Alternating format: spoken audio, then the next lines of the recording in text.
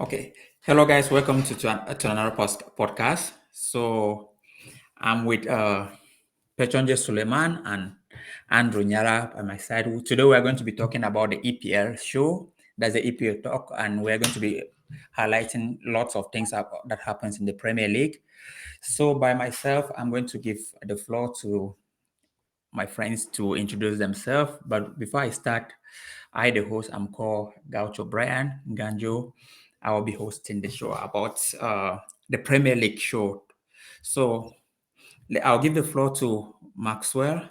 Can you introduce yourself to the audience so that we know more about you? Hello guys, I'm Pechonje Suleiman. You can call me Pechonje, based in Finland. Yes, I'm a footballer in the third tier football in Finland, and I also managed a firm with a partner, MMM Entertainment and Football Management, and I'm a scout for the agency. Thank you. Okay, Guys, that you can call was me. Max. You can call me. That's my show name. So you call me like that. I'm an Arsenal fan. That's all I can say. I'm not. I What I do doesn't matter. I'm just an Arsenal fan. That's why I'm here. Thanks, and happy to be Okay, here. okay, Yeah, I forgot to okay, mention good. I'm a Manchester United fan. You can see. Okay, good guys. You heard from them. So we are going to be talking about, and we're going to make sure we bring you lots of exciting moments. As you can see, we're all passionate Man United and Arsenal fans. We are going to be bringing you lots of.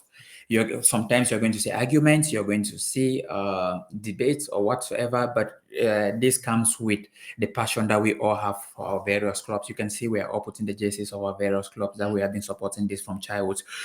So, guys, the topic for today, we are going to talk about the best three transfer, who finished in the top four, and the game that happened in the weekend. That's Manchester United versus Arsenal at Old Trafford. So, we are going to give you lots of gist about this. But before I go straight into it, so I'll give the floor to Andrew. Let's say, if you can hear me very well, who do you think had the best transfer? I can give you can explain. Then after that, Max can go ahead. So we should be flowing like that. Yeah. So Andrew, please, you might go first. That's the top six transfer. Six this season, you see that. Yeah, there was quite some activity. It's a little bit slow, but with time, a lot of clubs picked up, especially with Chelsea. We're still having some doubts about the new things like that, how Todd Bowley was going to fit in. So they still had some doubt. But when that was clear, if I look all in all, I think, even though I'm an Arsenal fan and I hate to say this, I think Tottenham, they bought quite a lot of players, mainly string players. What do I mean? Not players that strengthen their first 11 immediately for 25 million. They bought Richarlison, 60 million, which I think is quite expensive. They bought also the Jet Spence from Southampton, I believe, if I'm not wrong.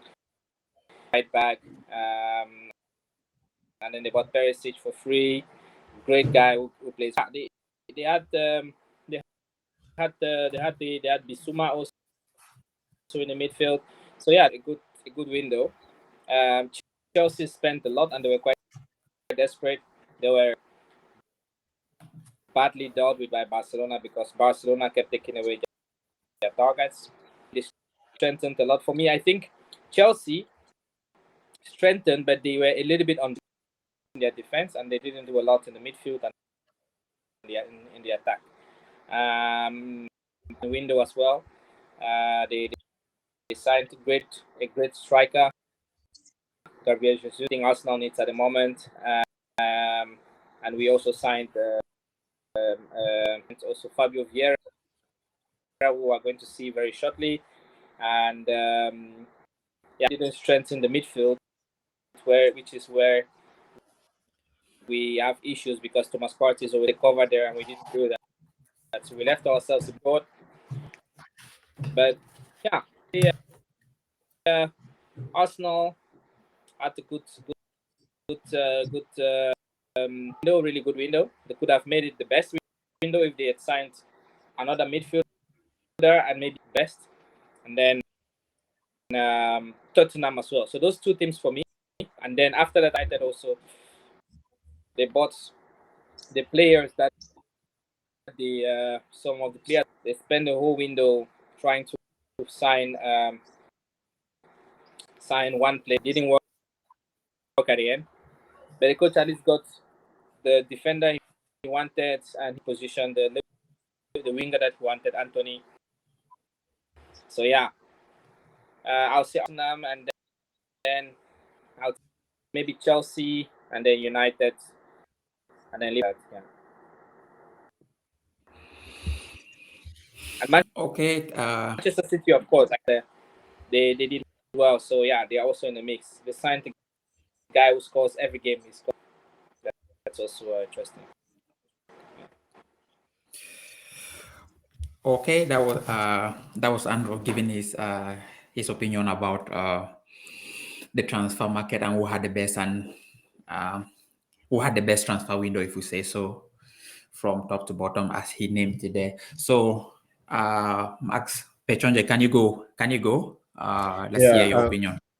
Thank you. Andrew has given a rundown of the best six, as we can put it. Yeah, but I would like to say to add that the winners of the window actually were Southampton. They are not in the best six teams, but the strategy which they used, they acquired some players. They followed the same. I think the sporting director of Southampton was a former. He formerly worked for Man City. So the strategy he used was to get players that were already ready for the first team, and it was at a cheap cost. So most of the players that they got in were it didn't cost them anything, but actually they are ready for Premier League football, and you could see that most of them are fit in the first team and they're giving results. So that's the reason why they are the first, that the winners of the transfer window. But to say squad depth, money spent, and all of that,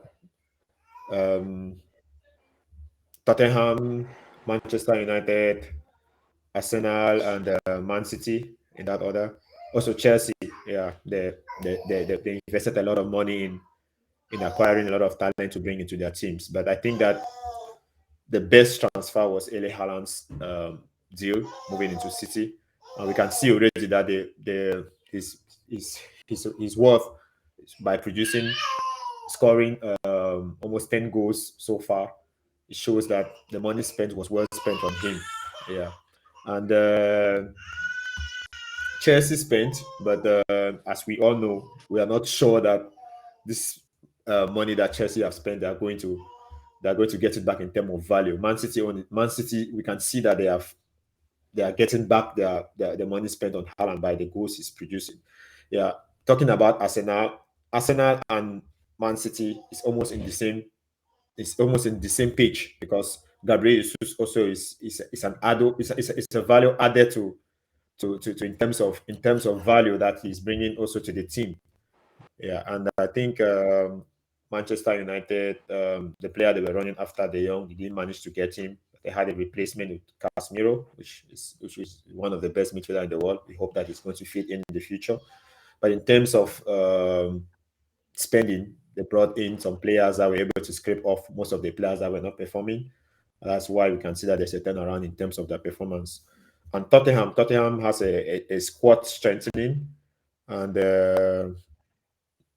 Arsenal has brought in players that have experience, like the left back is Seshenko from Man City, Gabriel Jesus, and Saliba. Saliba has come in also and brought in more energy in the defense. That's why we could see that they started with a very good results.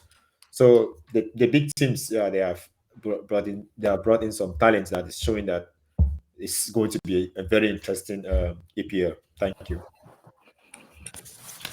Okay, that was Pechonja. You heard his opinion about that. So I'm going to give a little bit. I'm going to throw more lights to what you said, but I'm just going to touch just on top a little bit so that we don't delay too much about this topic. At least everyone has given his opinion, and I think it's more right. But when I look at the transfer market first, when I look at the top 16, or let me concentrate first on the top six teams, I look at what does each team need, and and how you go for, and how, let me say, you present yourself in the transfer market and you go for that particular player.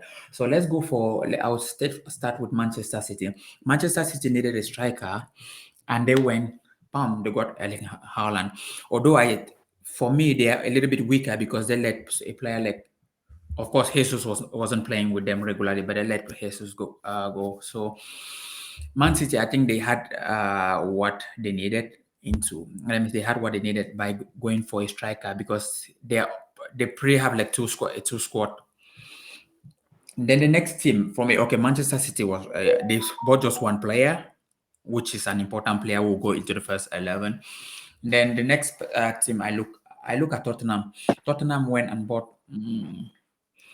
Conte went and bought Richarlison, who plays on the wing. He can give them depth because they didn't have depth. He brought Richarlison. He brought Bissouma from Brighton as a defensive midfielder to play with Højbjerg.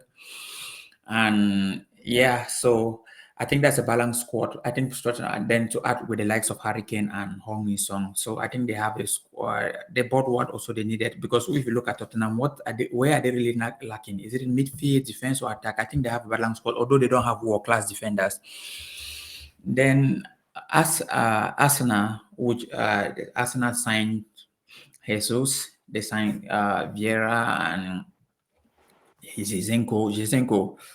I still have my doubt about him because he's not a defensive fullback, although he gives them more ball position. But yeah, I have doubt about that. But Arsenal did a very good business, because if you look at Arsenal, also they needed someone with more, let me say, like a man.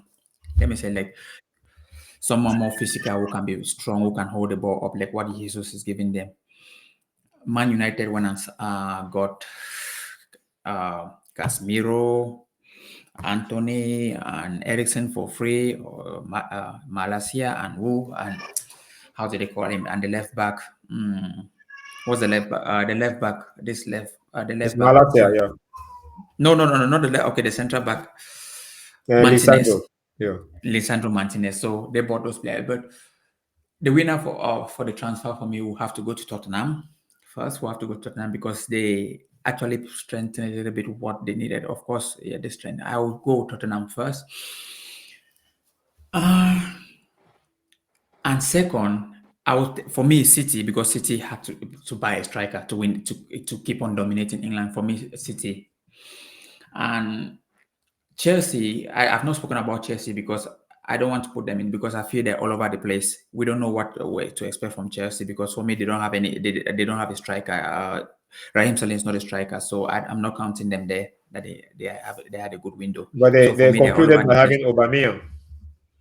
Yeah, let's see, because let's see, because Aubameyang has been playing on the wing, but let's see. Okay, and between Arsenal and Man U, it's like a tussle. To be honest, it's like a tussle. I don't because when I look at Arsenal, need a lot of midfielders, and Man U, I don't want to be that biased.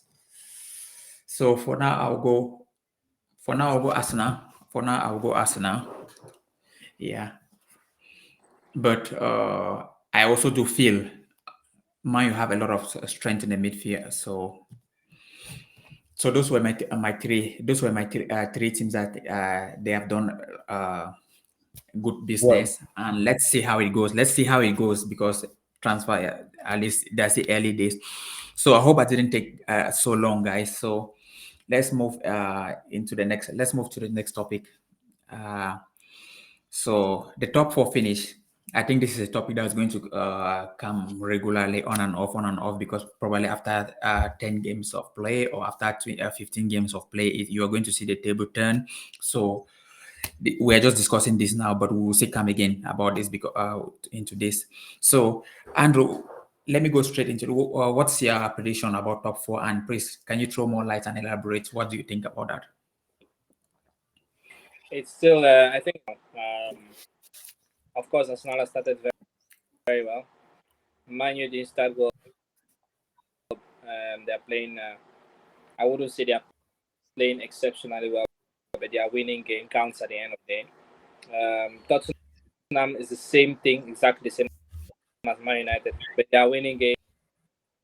That's the kind of mentality that Conte brings into the team. 2-1, 1-0, but they win. So at the end, that's what it's important. So I will look at, and I have to include Liverpool now in the top because now there's just one team that is not, that's Man City. The other 5 teams are all in this race. I watched Liverpool against Everton, and most of their players were back. You had you had Nunes, who was back in the attack.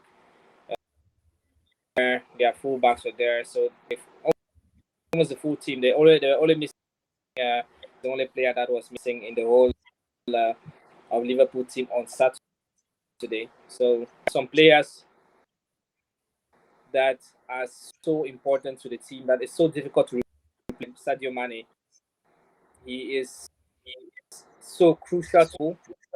They bought a great striker, Darwin Nunes. They bought also the Diaz, which is a great player, but together they are not what, in my opinion, they're not what Mane what was bringing to the team. So, but Liverpool is Liverpool, you know, they can still turn up and they can still start winning games and that we know. So, but I have to count them now with the way they are going. We have found them in the top 4 race. So it's within 5 teams, and you have 3 teams there who have to me. I'm going to be in that top 4 race. So for me, for the moment, it's difficult. For Arsenal, that's just what's killing us. It's just injuries. We're playing very well. If we keep this team, so if which let me say this. So if all the top 5 any injuries and play to the end, then for no doubt about it. But that is a big if, because you know how it goes with the injuries. We're playing very well, but once we get 1 or 2 injuries, we play big. It's an injury, or if Jesus, for example, gets an injury now, who is going to replace him? So you see, there is a big drop between what Gabriel Jesus does and Ketia does. Maspati is injured, Sambi Lokonga is replacing him, or Elneny is replacing him. So you really go down. So that's if our goalkeeper is in, turnover comes in, and it's also not very good. So that's the problem in Arsenal. You can never know, but if they keep the buy in January, yes, and Arsenal will be in the top 4. For Manchester United, they are doing well. They have a good team. They have good players. They've brought experienced guys like Casemiro and all those kind of players, but they still have Ronaldo in the dressing room, elephants in the dressing room, because if Ronaldo keeps not playing for the next, then he's going to cause trouble in the dressing room. He's just so big a player. He's a player that he is going to influence Man United one way or the other. Now they have a good midfield, things are going well. But yeah, if Ericsson also gets injured, going to happen. If Varane is injured again and is prone to injury, so like this, I think they are an amazing team. And then on the other hand, you have Chelsea. I think they are really. They have spent so much money, but yeah, they are still struggling to beat teams because they're very weak. Their attack is very blunt. They don't have a good striker. I'm going to make it work because he's done. So in the top 4, and I'll have Liverpool. For now, I'll have Liverpool. I'll have Arsenal. Those 3 teams I'll have with Man City. I don't know the order in which they will come, but those are the can come in the top 4 now. Yeah. Okay. So you said, if I'm not mistaken, so Man City, Liverpool, Arsenal, and Tottenham. Tottenham. Okay, yeah. Okay. Okay. Okay. So that was Ando. So Max, Mr. Pechonja, will go straight into you. So Yeah, I'm just going to start by naming my top four teams. Yeah, then I'm going to explain why. Yeah, but I think that it's going to be a close one. City is going to give a gap, and maybe the others are going to follow.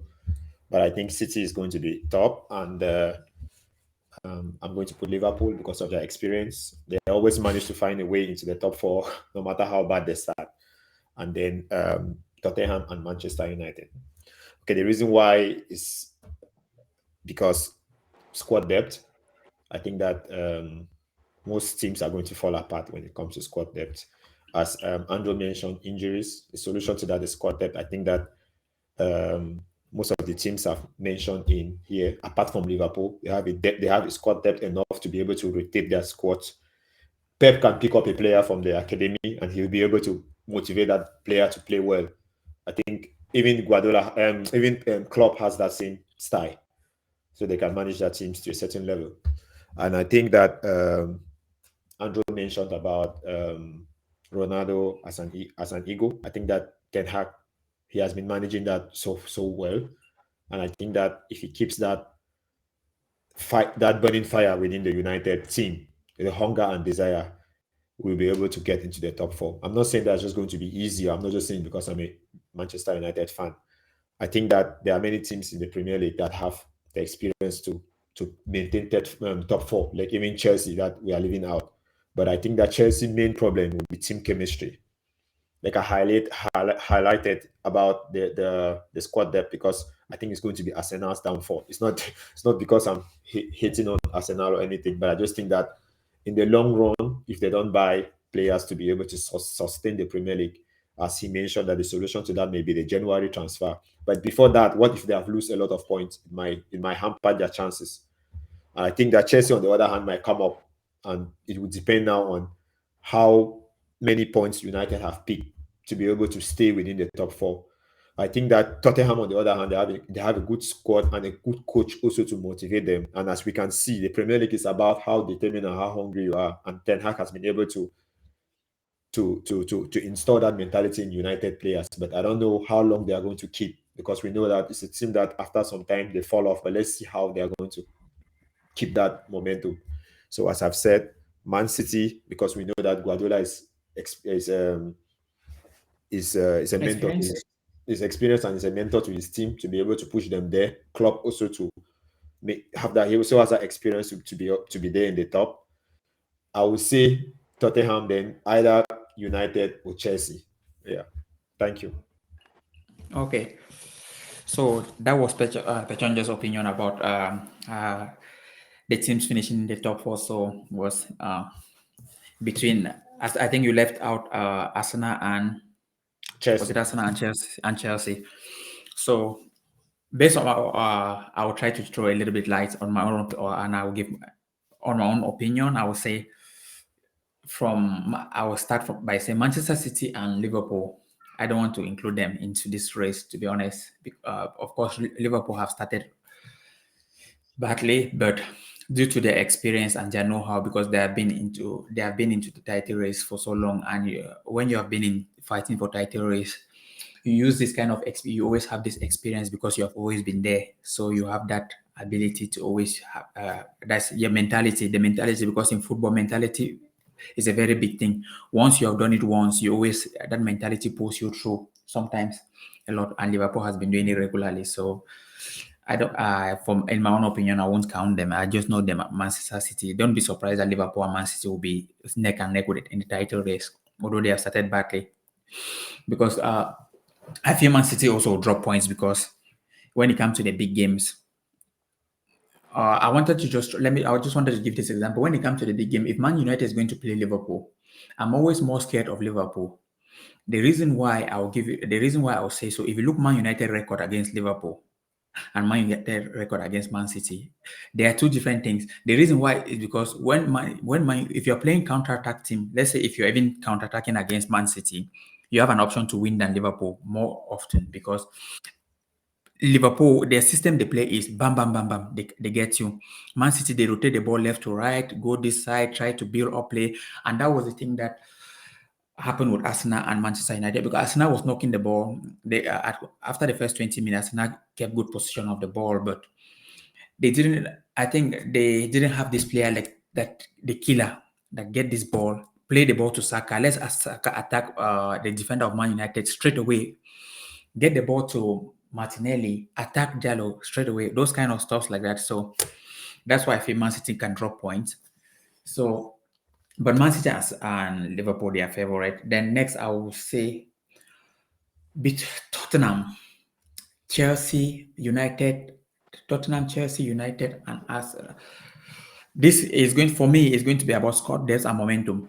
The reason I will say those four teams, I cannot really separate any because Arsenal has his own problems. Arsenal's problems are the lack of depth because let's take for example Thomas Partey will not his record shows that he's not going to play more games. He's injury prone. He's almost like a Eric Bailey of Manchester United. Then which is a big gap because if he was in that game on Saturday, for example, there would have been massive improvement because the goal Bruno scored, if the goal Bruno gave a pass to Rashford, I think Thomas Partey reads danger that he either commits a foul or he will be on Bruno. He sensed danger. He's a very good defensive midfielder. So, and he's never present for them. So that's why Arsenal need to strengthen there. That will be Arsenal's big problem because that kind of, he's a big player for them. Then Manchester United, would they run out? Would they burn out for Manchester United? Would they be able to sustain what they're doing? Would they burn out because towards 70 minutes, I look at Ericsson like, Ericsson, do you have the legs to run more? Like that game was towards 70 minutes. Can you run more for 90 minutes? I was seeing that he could play, but the legs, let me say, that's why you see probably the coach brought in substitution of Fred. But that's, yeah, I don't want to dive too much straight into it. I'm just trying to say Manchester United, would they be able to sustain what they are doing for so long? And Arsenal problem will be like squad depth to big players, yeah, and mentality. So if they go up, let me say 1-0 against a team, they should be able to maintain their shape and keep that focus. Whereas Tottenham, but they have a good team. They have a young team that they have the vibrant team. Then when I go to Tottenham, I look Tottenham, they have experience, their coach is more experienced. But again, they are too pragmatic that I feel like again, they are not going to win many games because I've watched their games. They're too pragmatic. They let you have the ball. I was watching the games, Tottenham versus West Ham. It was almost like West Ham was like a Man City because West Ham was dominating the game. I was this is Tottenham. And so Hurricane, they were on the edge waiting for a counter-attack. Then Chelsea, yeah, they are still in a way up and down, but probably they'll find their way. So my top four prediction between this, you have Man City, Liverpool, Chelsea. I feel Chelsea will find its way. United. I'm just saying United, but it will be a toss for me. United and listen between United and Arsenal for sure because Arsenal they played very well. It will be a toss between United and Arsenal for me. Yeah. Tottenham, for me, I think Tottenham are going to fall. They are too pragmatic for me. So for me, it's between Man U and thing is, Arsenal. Yeah, that's what I feel. with Tottenham it's more like so they are not with Conte, right? When you have a manager like Conte, you will never see Conte doom to the finish like free flowing football. You see what Liverpool plays, right? But Conte is let me say this way: if Conte had this, he would do very well because of the amount of defenders that Chelsea has bought. He will be looking at Fofana, looking at Thiago Silva, looking at Bali, saying, "Wow, this team." So Conte's teams they don't dominate, they don't bet, they know how to win. That's the problem with Conte, to win. So look at the match against Chelsea. Chelsea was winning them to the last back and they equalized. So when they are playing, you're going to see they're playing, they're going to play. That's the problem I have with Arsenal because sometimes when Arsenal meets a big team like this, you can claim Arsenal is they have a little bit sometimes they have like they're afraid, they're scared. You can see a bit of fright when they play. And you can see quite some. He plays Tottenham. In Tottenham's mind and in Conte's mind, he's like, guys, these are your guys. Just go and play your game, and you will see they will play like a serious. There will be maybe one goal difference. They're not going to give them like 3-4-0. That I can. It's not going to be 3-4-0. So that's a good thing. But with Arsenal, Arteta can look and say against Manchester United, Arsenal was dominating every ball when it was 1-1. Dominating, and then Man United just went on a break. They scored the second goal, and then Arteta said, dominating this game too much. Let's go for it. And then he made 3 substitutions, and that's where he threw the game. That kind of naivety that Arteta has, Conte doesn't have that. The match would have ended maybe 1-1 or 0-0 or 2-2 or something like that. So kind of manager can make. But me, as an Arsenal fan, knowing the history of Arsenal, I much more to Conte. Why? Because I love to see Arsenal play. The way Arsenal is, the way they press teams, the way they are explosive, the way Jesus combines Martinelli, goals are coming from everywhere. I like to see my team dominate the game. So that's what I think. So I still think it's going to be. You can never write out.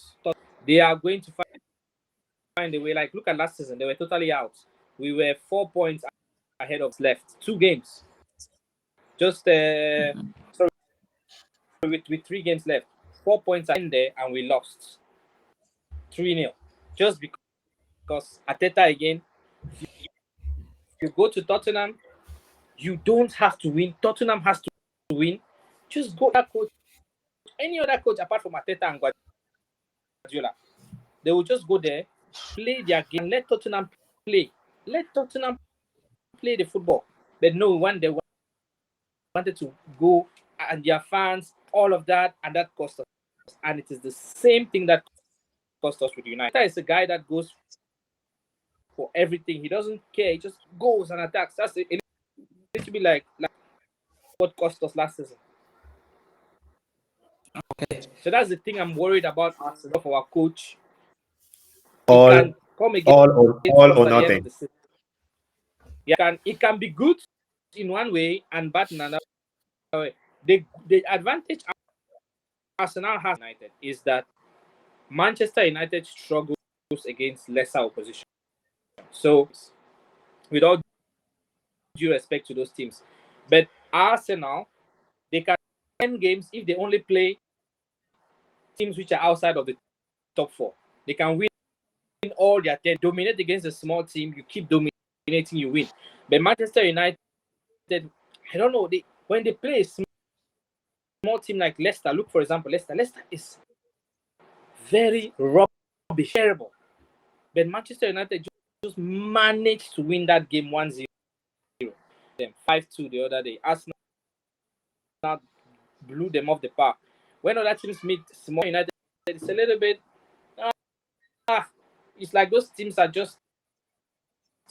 But when Man United will meet Arsenal or they will meet Manchester City, what do you think? Today is going to be 5-1 or 6. Man United, maybe they win or they draw. So that's a bit how Man United works. It's very interesting. Okay, interesting analysis. Yeah, but okay, but I had a question to ask. Don't you think, Andrew, I'm talking to you. Don't you think, let's say, when you look at your squad, let's take for example, what do you think of your midfield? The midfield, because you have a midfield that before the game, let's just dive straight into the topic. Arsenal Man United. Before the game, I was having a conversation with Max. I was saying that when I look at this game on paper, before the game, before that Arsenal Manchester United game that happened, I was having a conversation with him and I was saying, when I look at the two teams, there's no way Arsenal should be winning this game, because if Arsenal win this game, then this guy has not done his homework. I was giving this conversation to Max. The reason I was saying so, because when I was looking at the tactical, I was saying that you play Xhaka and Chaka, because games are won and you play Xhaka, Lukongo, and How did Odegaard. an Odegaard in the midfield? That midfield should be a midfield. How can that midfield should be midfield? They are playing well, but that midfield should be playing. That's not a Premier League top six midfield. That shouldn't be playing the top six. The reason why I would say so is Go ahead, yeah. the reason why I would say so is Shaka. Well, I don't want Shaka.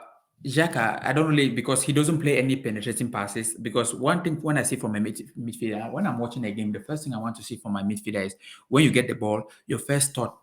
Midfielder, you have three options. You have three options. You have what they teach midfielders. You have three options to play. The first option you always get is the vertical pass, which is the pass you play forward.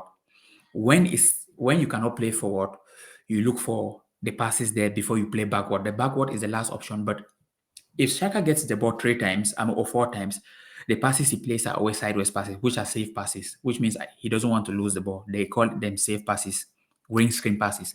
So when I looked at him, I said, okay, this guy cannot play a killer pass. And when I looked at Lokongo, he's young. Yeah, he's young. You don't expect much from him, but you expect him. Yeah, The third goal came from yeah. Lukongo. Then you look at then when you analyze, then which means the person who has a responsibility to play for Arsenal now should be Martin Odegaard. And I spoke this to Max. I said, okay, Martin Odegaard is a very good ball user, but I want to look him who he's comparing with in that midfield today. He's comparing against Bruno Fernandes, and I used to tell Max that because Max used to say probably Eriksen, he prefers Eriksen, but I used to tell Max that the reason why Bruno Fernandes will play in any team is that when he picks the ball, he loses the ball, but he's looking to kill you each moment. A rich taker. Yeah, he's looking to. He can be like, but the moment he gets the ball on his leg, that vertical pass must come out. When Ozil was at his palm, I was saying that when Ozil was at his palm in Real Madrid, when Ozil gets the ball, the first pass is looking for the killer pass. And when you have a number 10 who thinks like this, is a very good option for a team. And Arsenal would have punished Manu a lot when if Odegaard got the ball and his first option, spray me those passes at Shaka and this person. Martinelli. Attack those wing and yes, attack the left back and the right back of Manchester United more. They are going to you're going to provoke. For example, that game when Arsenal dominated the game, but how many shots did Arsenal have on target? They didn't. They probably I think is it David De Gea made, is it 3 saves or what? I don't understand. Or is it? I don't really. If I cannot, I don't really understand how many saves he made. Manchester United had more shots on target than Arsenal. That's true. But Arsenal did completely. Well, if you compare the midfield of the two teams, right? Where the thing is, if you have been watching Arsenal this season, you see that Xhaka is no longer playing very high up. He's playing the 8th position. So most of the times you see Xhaka in the position. I think he has about 2 assists or something like that already on his name. So he's no longer doing that. The thing is that Manchester City is playing. Manchester City plays with one holding DM, which is on the side. Guardiola can always change. He puts De Bruyne, sometimes put Silva. He keeps rotating like that. So those two guys are playing high up. That's the system Arsenal is playing now. And to be honest, like Bruno Fernandes, he is such a good player when he has the ball, and he give Bruno Fernandes space and the ball, he's dangerous. But he would not play by Guardiola or a team that's coached by Arteta, because those two coaches, they want players who have very low ball, possess very. We don't have a lot of. Who lose the ball? Who don't lose the ball a Yes, lot? players must always be able to find a pass. If you watch Arteta's teams, we play a lot of back passes, best keep possession. If anybody sees that, there's no chance to play possession, he plays back. That's why, as Arsenal fans, are saying, please look for a guy that, because when Partey is in that midfield, what Partey could have done. So Sunday, you were talking about standing with Bruno intercepting Eriksen things, but what he would have given us when he has the ball at his feet, created 1, 2, 3 or more great scoring chances. Because when unlike El Neni, unlike Jack, unlike Lokonga, he always looks to break the line, to in between, or play it left, or play it right. So yes, Fernandez and Casemiro, Fernandez and Anderson, they are Eriksen. superior to Lokonga, Odegaard, and Xhaka. Once you take out Lokonga, you put Thomas Partey, then no, then the Arsenal midfield is way better. Alone, he makes a kind of difference that is, yeah, he's just too important. And when he's not there, the quality goes very, very low. The same thing with Gabriel Jesus. And that's where Arsenal has a problem. Because Jesus, you suddenly see that Martinelli is playing very well now, but when Jesus is not there, will go down.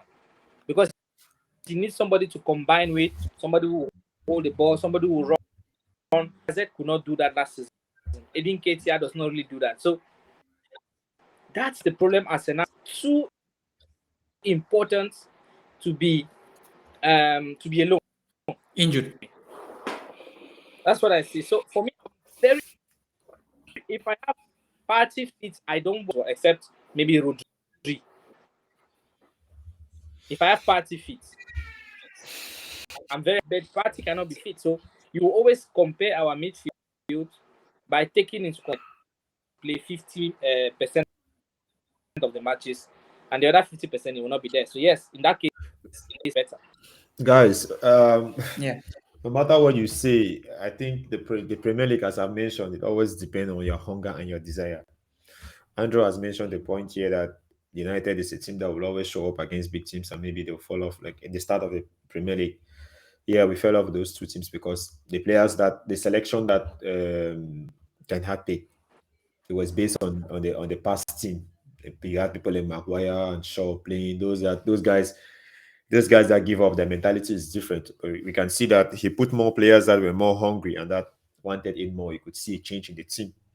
Normally, team games like Southampton, if we played with the same spirit that we played against Brighton or against Bradford, we would have lost those games because those teams were also there for the challenge. But I'm very happy that what I'm trying to say is that I see a different United in that from that Bradford game. I see a reaction.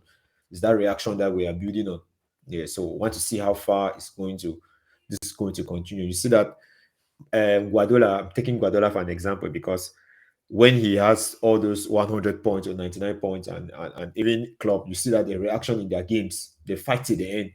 Yeah, so is this fighting to the end spirit that I'm seeing in teams that want to challenge or want to be in that top four race? I'm seeing Tottenham fighting. Even this Chelsea game that they played 2-2, you see that there was a fight in that game to the end. You see that an important point is very important to see. Where I'm saying that Arsenal lack this experience is that a smart coach should have gone for a 1-1 or at least a draw with 2-2 in that game. But he went for it all and he lose all the 3 points at the end. If you want to keep that gap, games like man, you are coming to Old Trafford, you have to at least take a point. A point should be like 3 points when you're going back. But they were greedy, as I can say. And No, sorry? Why I say so? no, Why I say so? Because even Ateta make 3 changes earlier, 20 minutes to go. That was very early to make those type of changes. When you make those type of changes, this intelligent players like Bruno and Ericsson, they can smell easy chances and easy holes to go to sniff those goals, to true. sniff those pace and create more chances. And what I'm saying that he went for everything. He played on a high line, which meant Yeah, that it was easy for United to score. But what I'm saying is that he would have on 1-1, you were still in the game, and 20 minutes to go, you had good center, your team was still in shape. You would have just maintained that shape and maybe go for a draw. yeah. That is my The opinion. thing, But you as Arsenal fan, maybe you can see it differently. Yeah. yeah, I agree. I agree with your opinion. On one opinion is that Ateta was a bit naive, not Ateta because he went for the game. We are mad about him because of the way he went for the game. So another coach, like a cool-headed coach, would have just been at that time. You are dominating against the run of play. So just keep your team and keep playing. But what I don't agree goes to Manchester United, you should be going for a point. That is something that could have happened maybe or in the past. I don't know, maybe a few years ago. Sorry, let me. Yeah, I understand your point very well, but I have to make you to This is understand this is something, Andrew. I'm this is sorry. we cannot put There's one part. There's one issue that we have not understood in general when it comes to football. You can have possession, but the person is still in control of the game when you don't either Gaucho mentioned about creating chances, short chances. People had the possession, you had the ball and everything, but still yet United was in control of the game out because you were out of their box, their positioning. You could not easily penetrate into United. There was no danger that we felt. Even me watching the game, even though you were having all the ball, but I could feel that you were not hitting the right bullet. You were not hitting in the right channels. Because why? You see that you are that. passing. Okay, come in. First of all, if that first goal, if it's not chalked off by VAR's decision, then we have a totally different match in our hands. But Okay. secondly, we cannot accept to go to Man United with all due respect and go. But that was never in the player's minds. Never in Arteta. If it was in his mind, he would have maybe started with three at the back, and then when we are going to Manchester United, not Manchester. Even when we go to Manchester, not go there and try to say, okay, let's go and see guys. Try to keep it low. One fans we prefer our team to go all out for it. That's good. And if you lose, okay, you lose, you try to defend, and then you concede a stupid goal, one mistake at the end, and then you lose the game, one giving it your go. Especially when you have won the first 5 games of the season and played very well. We have the mentality with which we went to Old Trafford was you are going there to win. And when we started playing after 20 minutes, we saw that we are superior. Arsenal was superior in everything. The only problem Arsenal had is that they were not killers. They were not ruthless enough. They were not venomous enough. So the chances we had, the last passes we were giving, that Martinelli was making, that Saka was making around the box, that is where we were losing. If we had players like Alexis Sanchez around the box, Santi Cazorla, Mesut Ozil, the kind of passes they give, positions where they play you in you. They never give you. Look at a player like Harry Kane, like Son in Tottenham. When they get into a position to score, they never give you a chance or to be, oof, thank God. They kill you. That's what I want from Arsenal. That's what players that can just, as long as you give them the slightest opening, they destroy you. That's that. So I'm not totally angry as an Arsenal fan. I'm not sad.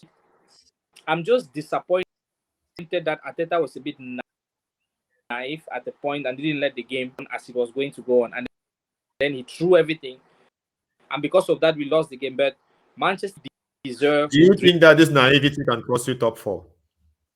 It can. It depends. It cost us like to play. He threw everything, and made substitutions. He cost us again. We're playing south back. Xhaka cannot play left. Because for me, I'm saying why I said so was because I know Mourinho, for example, he's an example, he's a good leader in the world, he's a good model to follow when it comes to winning the league.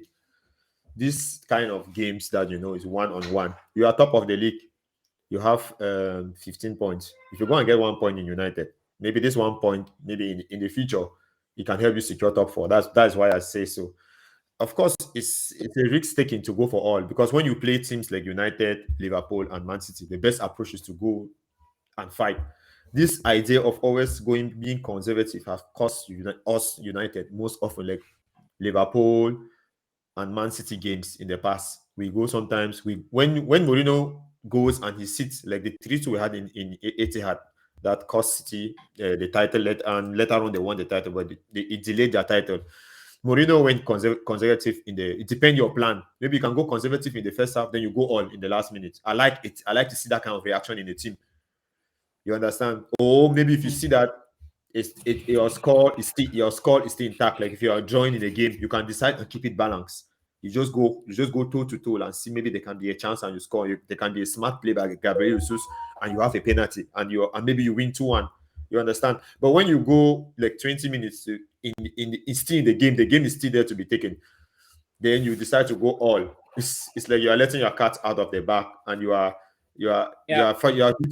shooting yourself by the arm, because by the time United scored a third goal, it was over. Yeah, for me, I think that and I think that this idea of going toe to toe with a team that's how football should be played.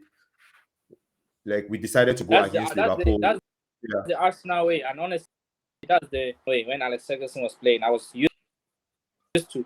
So the way Alex Ferguson's team was playing is just the team are playing today.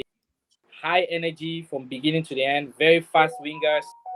But today it's not like that anymore. Players are becoming very lazy in the middle of the park, and you have a lot of your midfield is too heavy. They are too heavy. United midfield. Yeah, they don't run. I watched the first games and you saw this guy Fernandez. He was not tracking back fast enough. Those kind of things. So you need somebody that's going to make them walk from start to finish, like Ronaldo to that team. He also doesn't run enough. That's why sometimes your coaches prefer to runs the whole game, even though he's not very efficient, but he keeps running, and that's very important in football. You have to. Let's talk about Ronaldo then. So, what if he gets this January transfer? I think it will be good for Manchester United. Yeah, but I think you need to bring in a striker. If Ronaldo goes, maybe you need to bring in another striker. United can get a striker like Osi.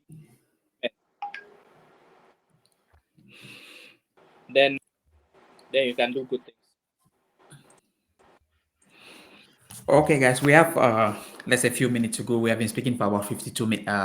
This is 52 minutes, close to an hour. We planned for 45 minutes or 30 minutes, but you can see football is an interesting topic that you speak without knowing how long the time is going. It's almost to an hour, probably 8 minutes to an hour. Is Andrew gone or what happened? No, he's there. No, yeah. Okay. Just have to okay. So yeah, as I had all what you guys was talking, but okay, let me talk about like Arsenal, Manchester United. First, I'll look about when I look at the midfield, the makeup of midfield of Manchester United, and also Manu. And we are talking of a striker. You're talking of the striker that if Ronaldo, for me, I just feel like Ronaldo should go, and if the place is vacant,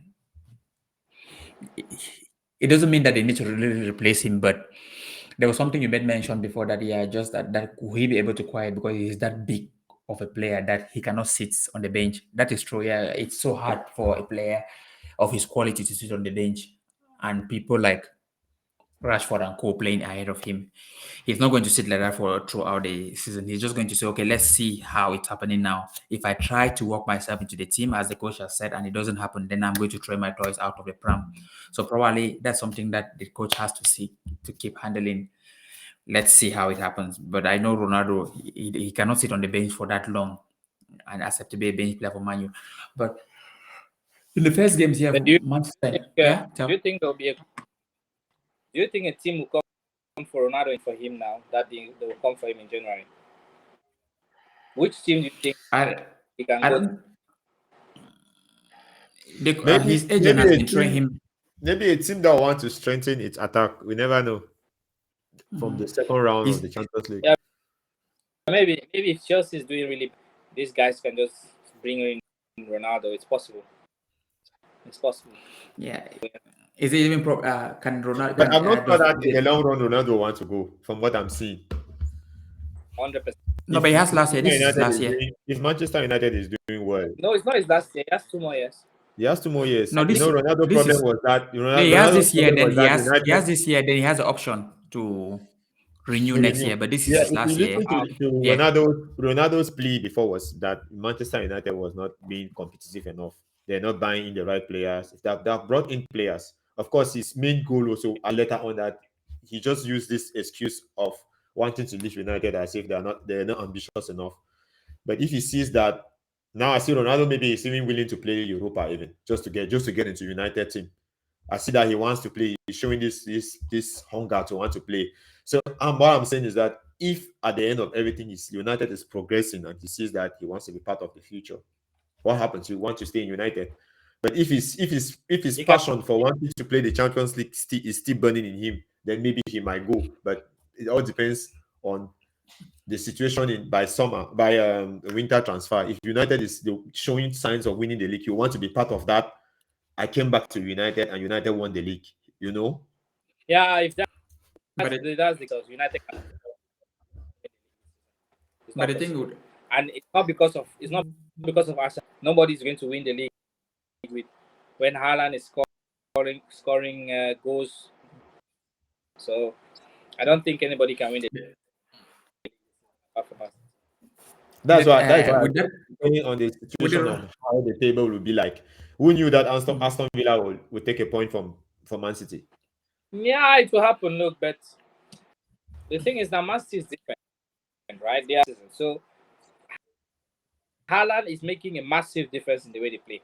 Before, Yeah, 11 players behind the ball against them, they are really, really in trouble because they only know one way of playing: pass, pass, pass, go to the side, pass back into the center, keep passing to get you, pull you up. Their game is just to pull you out of position, and if you are very compact, it's finished. But with Haaland, once he's in that box, you don't need to ball. And the defenders, he keeps two defenders with him already. That's already two players. Defenders is difficult because if only one defender stays on Haaland, he will out muzzle him and score. So that when that one is being out muzzle, he can break. So now City is just they have just very and they still but he was have not he was Guardiola. not able to do that to Martinez last year in the Champions League though. Ajax against no, Borussia Dortmund. but Ajax is It's a different. different. But Ajax So is a different Haaland, team Haaland is to City Manchester City. Man totally City. City is different.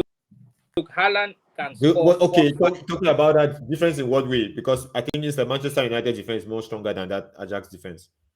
I'm saying What I'm saying is, Haaland, Man Haaland in City. Ma- Haaland in City's team is very different.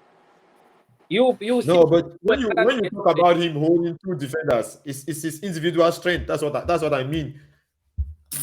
No, you know yeah, when but you play with it's good not only players. that. He was playing with Ajax. He was playing with Ajax. With respect to Ajax, Ajax is not at the level of Man City. With Man City, there are people who are going to trade you passes at the like the No, Kevin De you Bruyne. mean he was playing with Borussia Dortmund? Yeah, I mean Borussia And Dortmund. Yeah. the thing So no a matter option, look at the lot pass. of people. De Bruyne is always going to Yeah, find yeah. Haaland a lot. So the offensive midfielder of Man City, and they have players around him that they are so good that the quality of the pass, there's one thing giving the pass, and the quality of the pass, the interval, and the timing of the pass matters a lot. Like, let's take, for example, the pass Bruno gave Rashford. to Rashford. If you see that timing of that pass, no matter how you cannot stop that pass. So if you put another power, if you put another offensive midfielder there, the guy might give that pass, but the trajectory of the pass is not going to slow down. Like that pass was the ball was like this, so it slows down a little bit in front of Rashford that he pushes it. But if another person give that pass, maybe you have to struggle.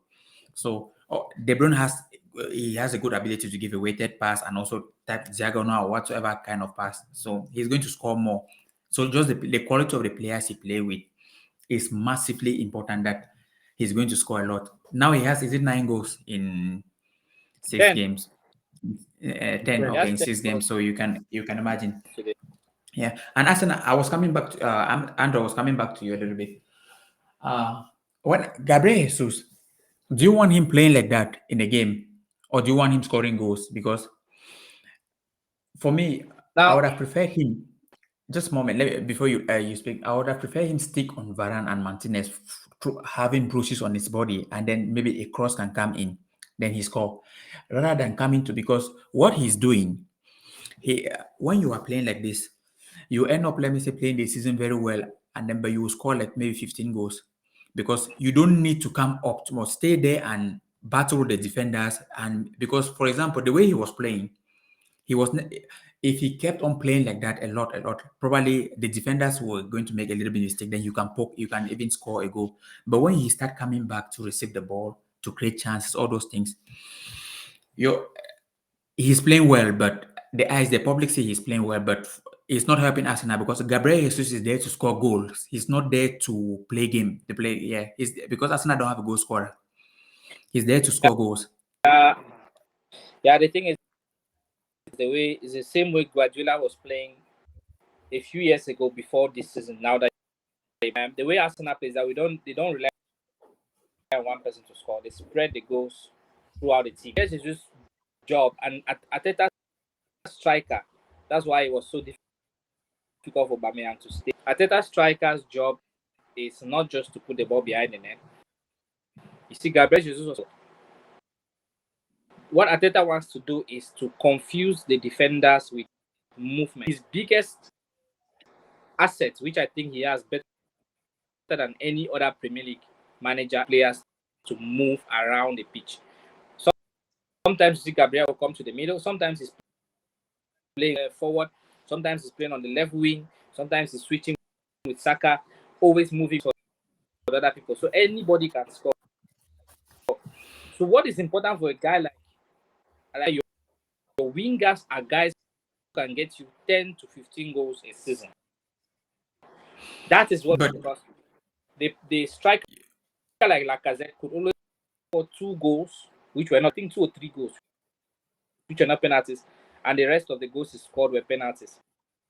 And then they had Martinelli to score, and which means that for Andrew, the way Gabriel Jesus plays is suits Arsenal system more, which is okay that for is him. what that's the way this guy wants him to play. And you see, since he has scored 3 goals, he has made 3 assists. So in 6 matches, he has been involved per match. So that is better than if he had scored 3 goals or not helped his teammates. So that's just the way Arteta wants his team to play. So at the end, he might not be doing the golden boot. And it might be very difficult for a striker that Arteta is coaching to win the golden boot because the box. He wants you to come to the midfield. He wants you to attack. He wants you to, when we don't have the ball, the way to the center line. That's what he wants you to do. So that's what was making we're not able to score a lot of goals.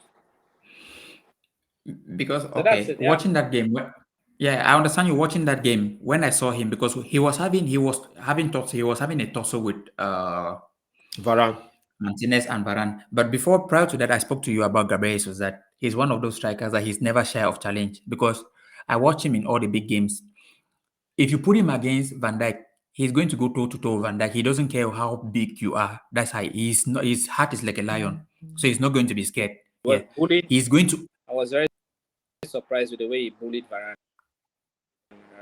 Yeah, he's always going to be more physical because I have watched him that even he did. I told you that I watched Real Madrid versus Man City. He was on Varane and Ramos. He's close to gravity. No, he's physically very strong. Apart from maybe short base, very strong physically. Yeah. I have seen him play physically with Van Dijk, and he outmuscled Van Dijk. I've seen him play with Ramos. He outmuscled Ramos. I've seen him play with Varane. He did that. Yeah. He has a lot, but he has a lot of muscle and power. Yeah. Very powerful. Yeah. Even but what I'm saying I think Ganjo is right. If you stick in the box, it's just as always that maybe sometimes when you don't get the ball a lot, then you are hungry. You go to be put yourself in the game. Arteta will never let. He has to play left. He cannot play a match without playing left wing and right wing. Yeah, he has to. It's just like when Eto'o was playing in Ronaldinho and sometimes Van Rijkaard was making them to switch. Because when it's left back, that's you drift wide and you come back. Yeah. When the left back starts understanding how another person comes, another left back say, I'm no longer dealing with Saka. I have to deal with Martinelli. It's a totally different guy. It makes your guys to think a little bit. So that's the way Guardiola I don't think that's going to change. But he's not. He might not score 25 goals like Haaland, but he might have 10 or 15 assists, which is very important for the team. The thing. So do you think the front four now, because him live in that spot, him live going to ask for the ball, you are left now with Saka and Martinelli. Do you think they have that quality to be able to finish? Odegaard. Because let me just this question I'm trying to ask. Let's take for example, if Gabriel Jesus is coming back, then you have Son on the left, and you have which other guy? You have Salah on the right. That was the job Firmino used to do. That's a different attack because Salah is very efficient. But when he leaves two people up and come, the responsibility now fall on Saka and Martinelli. They are not good finishers. They are trying, but they're not good. Yeah. Not very good, no. Yeah. So that is the problem Arsenal have that. Yeah. In attack there that you understand my point. That could be an issue, but if we let Jesus stay as a lone striker, we're going to do justice to the way we play. We play free-flowing football. We move, we turn around, all based on movement. So the biggest issue I have with Arsenal is Odegaard, number 10. If Odegaard was a guy who was very team because of his position, will always get into the positions where he has to shoot. He got into a position like that against Man United, just put the ball in the net. They gave him a perfect and he scuffed it. He's not a finisher. That's the problem. That's the thing I have. So that makes us another player now who is called Vieira. He's very good. He's also a good finisher. So I hope. But I want to talk about Manchester United too. Okay. And Anthony began. Now I don't want to be harsh. It's his first match. Apart from that goal which is scored, I don't think he looked to me like he was so excited to be on the pitch and he make his leg like this. This is the Premier League. Those kind of things they don't work.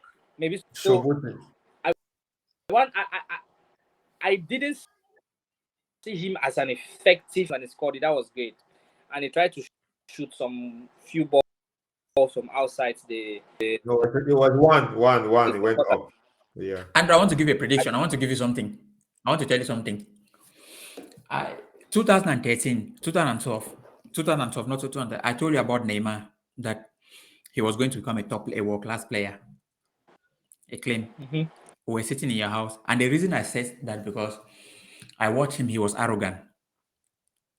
He was, when I mean arrogant in a good sense, that he's not scared. Let me say, if you challenge him, he wants to back at you. He wants to come back to you. Mm-hmm.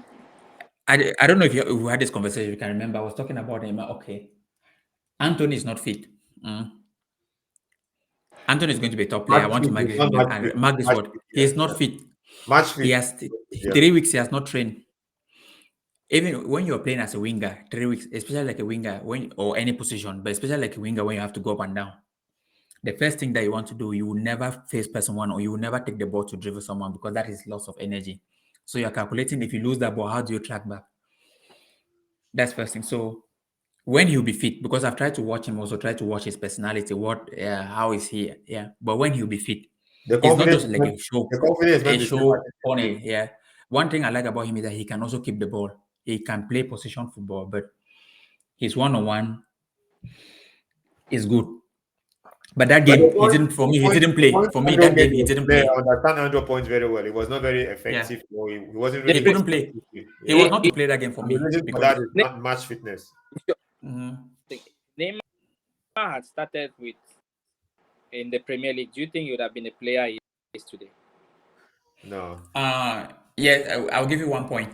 We always say this thing. I'll give you 1 point. I think Neymar has always played in teams that are very dominant, that are very strong. That some Santos was the top of the league. He went to Barcelona. Barcelona were always dominating the RJ. Is just doing whatever they want. For me, honestly, I think he's a good player, but he's not a great player. I don't think he's a great player. Who? Anthony. Neymar. Anthony, What do you cannot call a talk great about player? I A think world it's a class good player. yes, I don't think it's a world class player. I don't think so. Okay, well, I don't. yeah, Neymar is a world class player. He has been a world class player for long. If you finish top three, if But you've been he has finishing only top played. three in the Ballon d'Or, then you are world class. Yeah, world class. That's he has finished in. He has finished top 3 in the Ballon d'Or. That's true. Barcelona come back.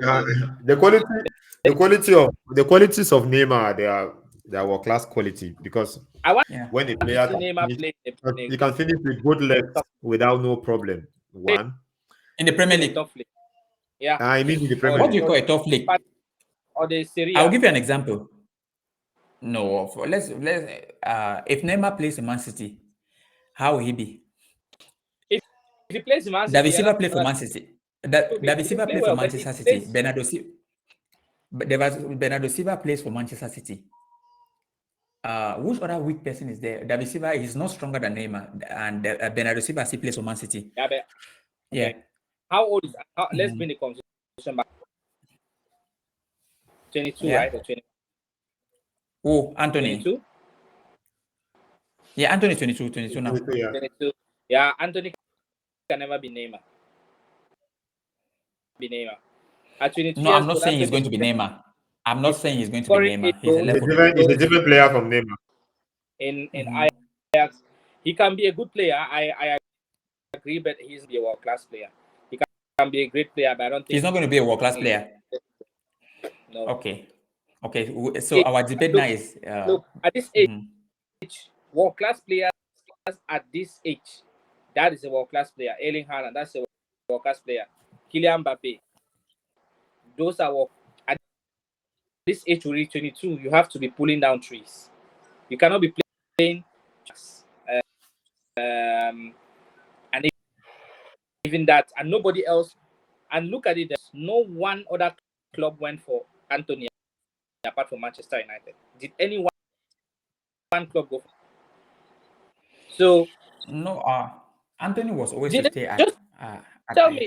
I think Spanish clubs would have gone for him, and that's the perfect thing for him. If Barcelona is playing the same position, right? Real Madrid would have gone for him because they don't have a left winger. They are playing Valverde on the left wing, where Anthony is playing. I'm not so impressed by him, unless United overpaid for that guy also. His numbers. Let's not talk about the money because that He's a good is player. normal. He's a good player, but his numbers are not anywhere close for in that kind of a team. But already this is a good start. Let's see what the future holds. To come like this and you even score in the first day against the team that is on form. Yeah, There's no other way to introduce your price tag than that way. So let's see how it's going to continue. He got his goal in a good match, but Arsenal made it easy for him. Zinchenko pushed the position, and then Ramsey opened up the door for him. So yeah, it's a good goal, and he took his chance when he. But I think he can be a good player. But I would not be surprised a Rashford or a Martial or those or a Sancho becomes like Sancho. But well, for me, Who I think that he's under the manager that has brought the best out of him, and the that's confidence is only going to continue to grow. And he has a point to prove, and he knows that. true. And I think But that remember, the shirt he's wearing for just Jonas, playing for Manchester United is enough pressure.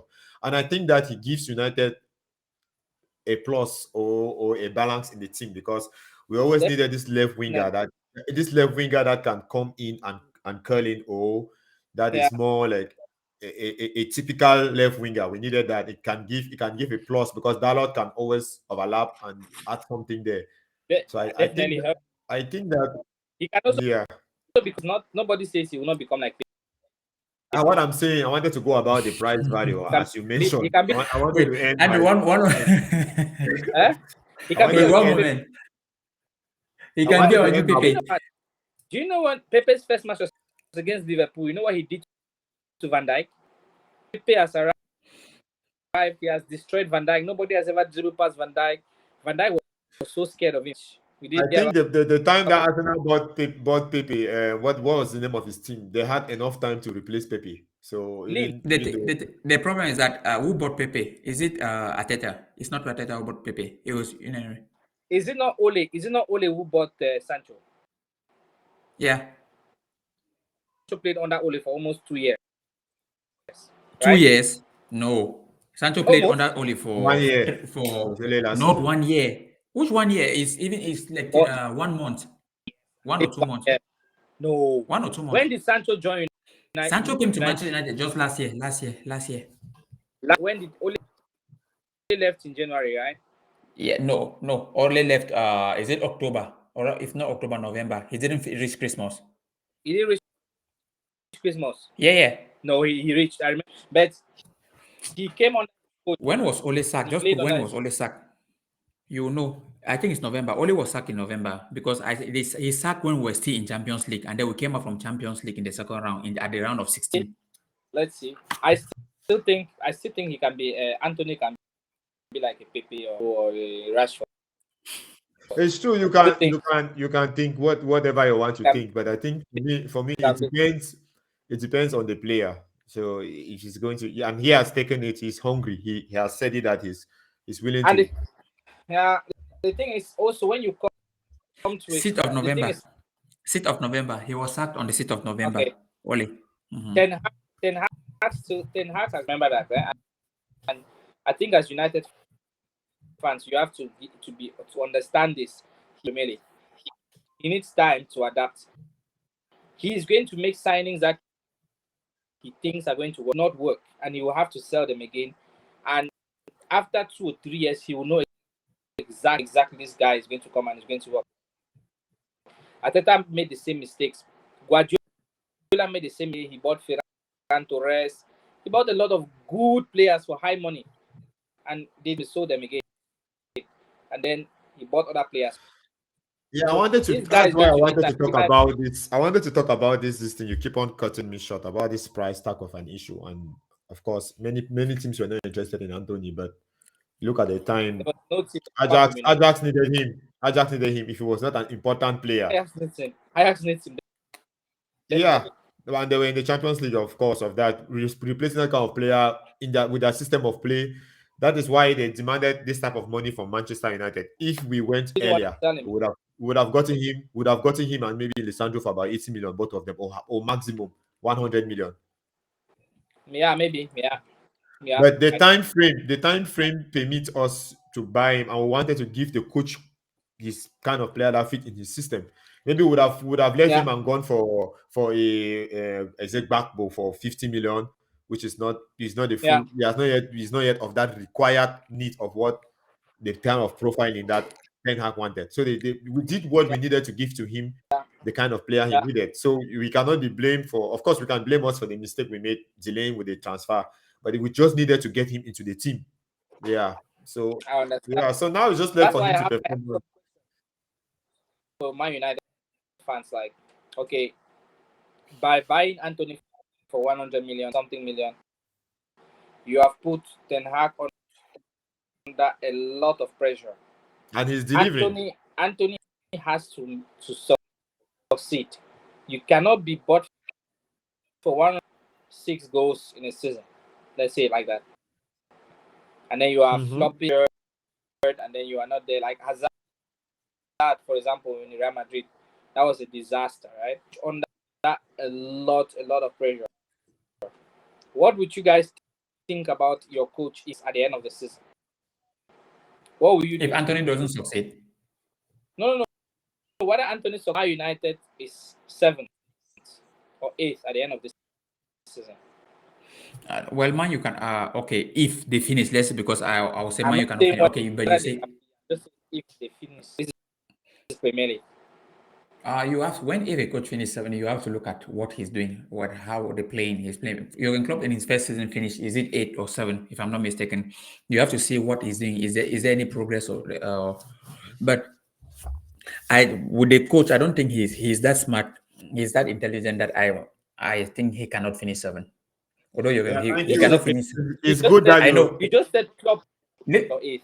So you think Ten Hag was But smarter than Klopp? Liverpool was not in the state that Man United is. Liverpool spends in a different way to Man U. Man U went and bought Casemiro. Man U went and bought. So it means if you finish 7 to 8, so you are basically now saying if you finish to go because the club has No, I'm saying that now. put him in a position that he should not finish like that. No, I'm saying that you assess as a fan. For me, you assess what he has done. But I'm saying that again on your point, he will not finish 7 because of the players on the board. I'm not. Yeah, I look. You just said finish 7 to 8, right? That's your club. And Liverpool. Liverpool is not a club that they will say, "Well, we'll finish 8 or fine." No, no, no. You're the top club. And club also had money that season. I think the following season is 150 million to Barcelona, and then he started building. But what if this guy is, for me, it is a possibility. Yeah, I think it is a possibility. A coach that comes to the pre started. The same way you are telling me now, he cannot finish 8. I am very sure United lose 4-0 to Brentford. You will say never, not Man United, not with the kind of, we have this kind of players, and Ronaldo and all these guys, and we lose 4-0 to Brentford. But you lost for more goals than that 4. So what if that happens? Yeah. Because it's the Premier League. But you cannot base the whole season on 2 games, Andrew. You cannot base You the can whole always. season. I'm not basing my season. The thing I'm is basing that the season. yeah, Brentford. Let me talk about the Brentford game. There's one thing. Let me say the trend. There's one thing that let me say when you're a coach, you have to have authority of a team. Your authority. Yeah. If Manu left Ronaldo in the team and Ronaldo kept behaving like that, they will lose even 6-0 against a championship team. When you're a coach and yeah, they can lose 6-0 against a championship. Not that Ronaldo is bad, but when you're a coach and let me say you take Ronaldo, you say, hey, Ronaldo out, you're out of the team. What that does is that you're telling Rashford that if You you have to joke, I'll give put you on the 200 to the bench. game. Yeah, you have to What give you're telling Bruno Fernandes is that I will strip you of the captaincy if you don't run. What you're telling Maguire is that I can put you on the bench. So automatically now everybody's alert is on alert because you have put the best player on the bench. psychologically. Yeah, but what Ronaldo first started doing prior to preseason, let me say he came back late for preseason. Let's give an example, and then after he finished the game, he was going home. He went home at halftime, and players like Diego Dallo they were following him. So that is already normally that was already like him teasing the coach, like, hey, if teasing the coach, and then also talking to the Manchester United board that since people want me here, I have to run this dressing room. Then Ten Hag came out and said, no, the thing what happened was wrong. So I think prior to the discussion, what he had that he has to run the team. By him putting Ronaldo on the bench is a massive thing. So you want that the 4-0 you had, Ronaldo was a big influence of his behavior or anything? No, I will tell you How does why. Yeah. Wait, I want to give you an how does any example. of Ronaldo playing in the game when he has not been in preseason. I will give an example. If I'm playing, Ronaldo playing in the game is a decision big was thing. it? Whose decision was that to play Ronaldo in the game? No, it was a coach decision, but he didn't have play. He was but I'm saying that him playing in that game when he has not been fit for preseason is that when I analyzed the game, his pressing style first was wrong. Ronaldo doesn't press the way if he put Martial there to press or Rashford. In the preseason was a different thing. When the moment they started playing those 2 games when Martial was not, it was totally different with a different striker because Ronaldo press as if he's like, let me just do this thing, let me just do this thing. When you want to go and press, let's say when in football, when you want to go and press, let's say we are to play against Arsenal, we want to press Arsenal. Who is activating the press is a striker, and who do we want to press first? Let's say we're taking Gabriel, he takes more touches on the ball. Those are analysis that you go, let me say this, okay, Gabriel, he takes 2 touches on the ball. So how do you press him? You wait when he takes the ball to the left side, then you go from the goalkeeper to press him because you know he cannot come back to the right side. And then when you are going to press him, he will rush, you, the number 7, or who is Sancho, you press the left back so that he can only kick it up. But when Ronaldo is pressing, look at what Ronaldo does. He's coming straight to press the goalkeeper. Then he's making it sound like that. Then automatically, there are always places to play the ball. So pressing is not just because you want to press. You are pressing because for a purpose. But Ronaldo didn't. He was not doing that. So automatically, when there's no need to press if a coach wants, and the coach wanted pressing in that game. So that's why they were exposed and they took those goals. Then I yeah, don't see in your comment how losing 4-0 was Ronaldo's fault. How is it not Ten Hag's fault? I still I'm not saying that. I think understand. 4-0 loss. It's not only Ten Hag, Ronaldo's fault. It's the whole team. As Yeah, it's been already here and from that the is Ten beginning that Hag's responsibility, right? and the hunger was not the same. yeah, Because yeah. even I'm the not saying Hunger Brentford was that. I'm Ten not players, Hag's just saying even that the it's Brentford Ronaldo's players, fault. they mentioned the fact whose that responsibility? they needed a little bit of hard work to win United. They knew Yeah, it Whose psychologically. responsibility When Maguire is is it starting to the give the game, when Luke Shaw was starting the game, that we knew that they were at fault for who some is making goals them start the game? against Brighton. Them to start the game, Maxwell. What do you mean Is it now? not Ten I'm Hag. going to Ten It's Hag? Ten ask. Hag. And who turned it Ten Hag. around? The same person who made those decisions, he turned it around, yes or no? He But turned it around because he could see those mistakes and he decided to mhm. amend them. And it does not mean that we are going to continue dwelling on it and we think that United is going to end 8th or 5th because they started like that. What I am if not saying. I didn't say they will end 8th or 5th because they started like that. Ganjo said they cannot end 8th or 5th because the coach is too smart. But that is the same players and motivated them to go up against Brentford. but So he don't realized say his never. mistake. Huh? He So realized his mistakes and he has fixed he was them. not smart enough when So do he you think that he's going to has just you come. believe he's going to go back to those mistakes? Is that why you're No, no, asking no. this I'm question? just telling you that look, he is going to need a time of adaptation. He's going to make those mistakes. He's going to learn. He's He's going to go adapting and play. well, Andrew. He's going, Sorry to say, unlike your of course, coach, nobody even. has. Your coach has just come and he has won 4 games in a row. Let me tell you, when Ateta came, once he won a trophy. If you don't know that, he won the FA Cup, and he didn't sign. No one player did he sign. He just came and took the team that was there, won the FA Cup. This is the best coach in the world. He has won this thing. He has learned. The season came. The next season, a massive disaster. That is the Premier But don't compare Ateta with Ten Hag. for you. Don't compare Ateta with Ten Hag. Those That's are the first thing. no. The only way I compare Ateta, Ten Hag has zero Premier League experience, zero like this. But I can say this confidently as a United fan that Ten Hag is learning the job more better than Arteta. Only in these few games. Ten Hag, Why I say so? Game because management. Wait, Ten just Hag game Ten Hag has management. the job for 1 month. He hasn't played. He He's in hasn't the played job a for 1 season. month. Wait, he hasn't played a season yet, but he's able to squeeze out some wins, despite the fact that he's not in control of games or Arteta did when he started. Let me tell you, he beat Man City, beat Chelsea in the FA Cup. What Arteta had, you can never compare it with what Ten Hag has today. But do you know that Arteta has not been able has not been in the top 4 since he has been a coach, since he has been Arsenal's coach. Arsenal has not finished top. That's not only because of Arteta. No, Before he came, that is a weakness. For all this time, you should have been able to manage this, unlike Klopp. When Klopp came, Gaucho was using Klopp's example. Arteta works for. In Arsenal does not have the kind of spending power that Man United has to buy an Anthony. They work based on so they don't spend as they want. What of The Pepe? squad that an Arteta inherited. You can buy an Aubameyang, right? We didn't buy Aubameyang. I mean Pepe. Arteta long before he came. Pepe was one deal that was done, one whole season in the whole transfer window. So Arsenal doesn't have that kind of spending. Pogba didn't work. Okay, Pogba, you can go for free, and then another player comes. We don't have that kind of. So he inherited a very bad squad, and the thing Arteta inherited that he was a lot of things to sort. Ozil was not playing. He was fighting. He was writing in the player. As problem came, Kolasinac was fighting.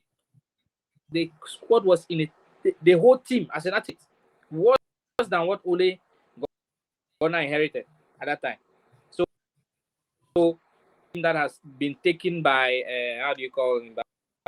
this gang pressing guy. He has stabilized the team a little bit, removed away some bad eggs, sold a lot of players way better shape than what Arteta took over.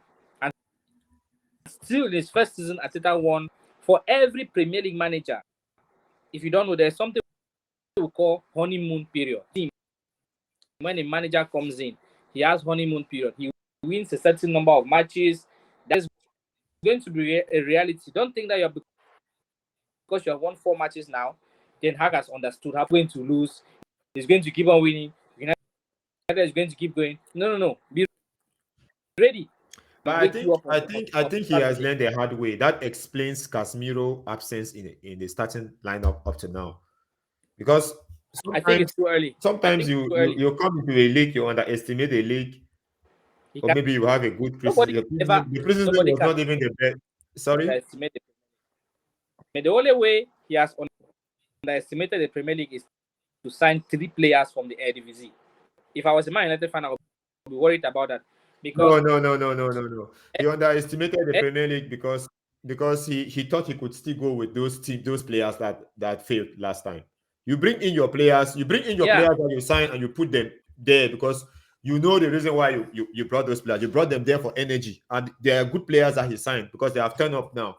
He would have started with them from the they are goal. plenty. That's why I said he underestimated the Premier League Let's because see. these same players that failed, low Moderator, mentality guys, players. Yeah.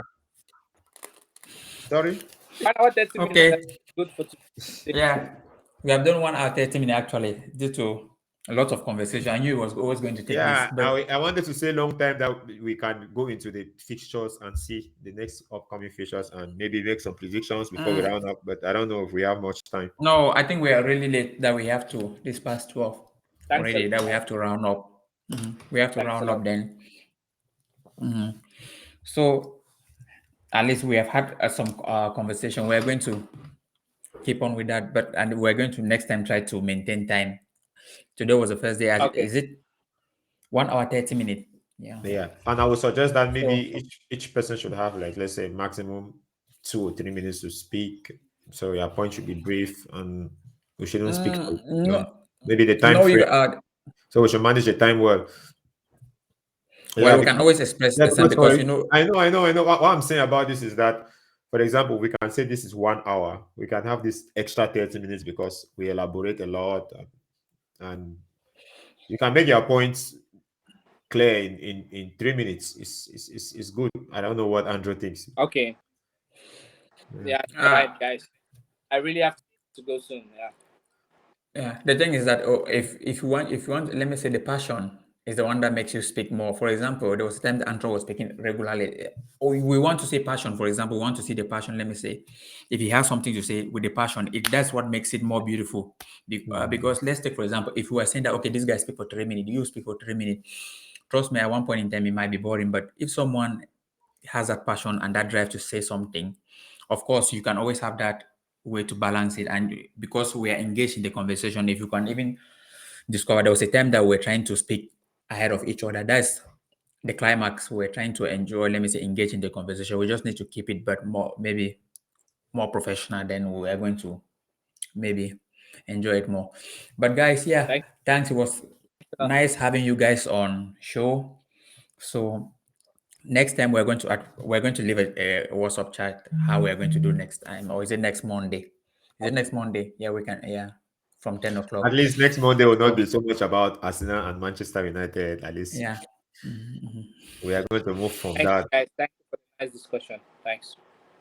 Yeah, we didn't finish the. Is it the Arsenal, the Atete, and this and only WhatsApp? But we can drop that for next Monday. We have lots of this in. No, So we must not come back to this. I think Yeah. we should mhm, next week we'll present opportunity for other topics, mhm. and I think that we will see how the Premier League games are going to go. Maybe United is going to fall short against another weak team, and or maybe not the top team. It's going to be like why are the mentality of the players low, or we don't know. Let's just see. And Okay, guys, good. Maybe Man City Tottenham will be interesting topic to come up from it, and yeah, I'm just saying, Our yeah. managers. You're happy with Ten Hag. We are very happy with Arteta. swap Arteta Ten Hag at any time, and I think you guys will also not swap Ten Hag. That's great. I will only swap No, Arteta for Guardiola for in this life now. not Don't you worry. guys, no So, even. Guys, it's so early to conclude like that. We'll see how no, it Okay. goes. I'm talking about how many years he has been at Arsenal, not just for games he has won, just a few years he has See, I will tell you, I've been saying this. Sorry that we are bringing this again in and we are saying this, but Gaucho knows that I said this before that I saw something even in Ten Hag before United. So I'm not even sure that I'm even willing to swap him even for Guardiola because I'm still expecting a lot from him. That's what I can say about him. Yeah, you did Guardiola make mention of Ten Hag. You did mention of Ten Hag Guardiola, that when he was And what playing I at was Ajax. seeing, what I could see, I could for see a me, lot of what I like. for me, if there is a team in the squad that do, I don't know the kind of fans you have. If they tell you now, Ten Hag is gone 5 years, you would really say no. We prefer Ten Hag. Then I don't think you like Sorry, Man if United. they tell me what? If they tell us You what? have a chance to have Guardiola as your coach for the next 5 years today. Maybe just the Ten Hag. fact that he has coached City, I will not be happy to have him. Guardiola is elite. The thing is, I Guardiola, if it comes know. There are some people. to Ronaldo is elite. Ronaldo is elite, of course, but look, he cannot play for Man City. no, That's no. an example. Guardiola, if Guardiola comes to next season, this season you may be second. From next season, you either be first or seed. Because And Guardiola maybe is he can coach Arsenal, not Man United. Even but Klopp, see, we he cannot has take Klopp started. anymore. We need our own elite coach that is Manchester United. He has started coaching. Guardiola has been coaching. That's about 11 or 12 years. He has been third once in all the clubs. We cannot compare Guardiola with these coaches that we have, my brother. No. Remember one thing I don't. before you go. When Ten Hag came to the Premier League, not even before the interview, only on his face cam, he was saying, "Win them all." He's here to win them all. He's ready for the fight. He's a good coach, and you guys like him. I will not have him at Arsenal, but I will have Guardiola any day. I will not have Ten Hag at Arsenal, who has no Premier League experience. No matter who he is, I will not have him at Arsenal. But you have Arsenal. Arsenal do not have Premier League experience. Whether it's Arteta do not have Premier League experience, but you're happy with him. No. Arteta, who has worked for almost forget about working. We mean managing. And it's working. He didn't go to a. He didn't go to a Cardiff like Ole. There is no way. So we have some guys because he has been managing the Premier League for 20 years now. So it's not about that. It's about what you do also. Means me that Ten Hag is better for Arsenal. Just that's something. Don't imagine somebody. I think Ten Hag too has coached under with Bayern. He coached under Guardiola. It's not only about the league. It's about what you learn. It's about your experience. And he has an experienced coach that is this English guy that has coached the Premier League before. It's his assistant. I don't know his name, but I think that guy. Okay. Do you think they listen to assistants? They don't. Look, I think it's not a good. It's not a. I will never take Ten Hag as coach of Arsenal. I will never take Arteta too. That's fine. I don't expect you to do that, but I'm saying if I have the chance to have Klopp, I might. But I wish Guardiola came to Man United instead of Man City, but since he has gone to Man City, since Guardiola is a good coach, but I cannot have him in Man City for one reason. He has coached Man City. That's the reason. I don't know about your right. Okay, good night, guys. I don't think. Okay, guys. This will be another topic. This can be a hot topic even. Guys, Man United fans have Guardiola as their coach. United, there's no rivalry. Don't make yourself. No, it's not. What do you mean by there's no rivalry? It's a city of rivalry. United currently now, there is no rivalry in terms of that what Guardiola has come and installed there. But before that, there was rivalry, and there's still rivalry because it's a city where both teams are in elite league, are like competing. They are still competing, as I can see. The Man United have more trophies than anything in England. Let me ask you, do you really think a City fan would look at United playing a match and be like, oh my God, that if they are losing a match, they'll be, if City is losing losing a game, would they be guys? United can win their next game and we'll be in trouble. They will never think that. They might think about Liverpool. Of course not. But It's what for me, Ganjo I can tell you that always talks about, very soon they will start thinking like that. very soon. Let's wait. What Ganjo always talks about is history. Yes, history. They're a massive club, and in United's best history, there was, so let's be honest, there was also no Andrew, real before you rivalry. go, you have to understand that the culture has changed. Let's forget this. This point. The culture that Ole had was a very weak mentality. The culture that this guy is setting is different. That's why I'm Just trying say to let you know. I'm it trying has to not let you changed. know that in the long run, It is let me changed. not conclude. In the long run, Man City's fan they will be in this conversation with us. This conversation you are saying, guys, we Past 5 can we go now? We have spoken maybe more and so much. more. I know we can argue till. Yeah. So, guys, was nice having you guys, Thank you. Andrew and Pechonje. So hopefully we keep on having this. We all enjoyed this. So, so thanks, guys. So let's leave it for See today you. so that we can continue the show next time. So see you guys, Oh, Thank you and and have a peace. great Bye. night. Yeah. Yeah. Bye.